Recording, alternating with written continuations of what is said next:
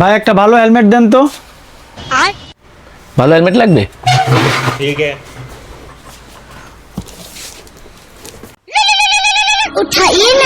Hello, হ্যাঁ baby বলো। যেহেতু ফার্স্ট টাইম তো প্রোটেকশন ফার্স্ট, তবে যে কোনোভাবে আমি রিস্ক নিতে চাচ্ছি না।